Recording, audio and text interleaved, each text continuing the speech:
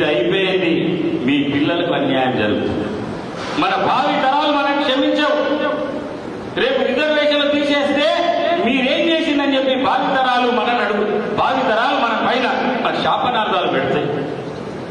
మా అమ్మ నాన్నలు చేయడం వల్ల, మా అమ్మ నాన్నలు బీజేపీకి, ఆ మోడీకి మద్దతు పలకడం వల్లనే మా జీవితాలు రోడ్డు మీదకి వచ్చినాయని చెప్పేసి మన భావితరాలు మనం శపిస్తాయి.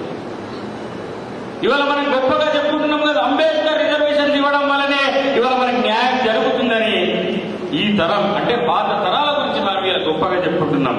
కానీ రేపు రాబోయే కాలంలో భావి తరాలు మన గురించి గొప్పగా కాదు కదా, వీళ్ళ వల్లనే మేము నష్టపోయామని చెప్పి వాళ్ళు బాధపడడం, వాళ్ళు కష్టపడడం మనకిష్టమా అని అడుగుతున్నాం. అవసరమా? మన పిల్లల కోసం, మన పిల్లల భవిష్యత్తు, మన పిల్లల పిల్లల భవిష్యత్తు కోసం మనం ఈ రోజే మనం నిర్ణయం తీసుకోవాల్సిన అవసరం ఉన్నది. ఒకవేళ తప్పుడు నిర్ణయం తీసుకున్నామా, రేపు రిజర్వేషన్లు లేకపోతే మోడీ 400 సీట్లు ఎందుకు అడుగుతున్నాడు? 2/3 మెజారిటీ అక్కడ వస్తే మన రిజర్వేషన్లు తీసేయచ్చు, ఇంకా మనకి ఎవడో అడ్డు కూడా ఉండాలని చెప్పేసి మనకి 400 సీట్లు అడుగుతున్నాడు.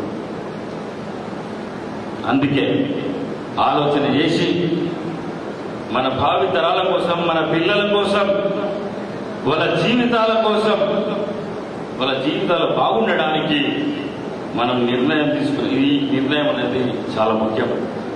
ఈ ఎన్నికల్లో మీరందరూ కూడా విచక్షణతో ఓటు వేస్తారని నేను మీ అందరికీ విజ్ఞప్తి చేస్తూ జీవనను భారీ మెజార్టీతో గెలిపించాలని మీ అందరికీ చేతులు జోడించి, పద్మశాలీలందరూ కూడా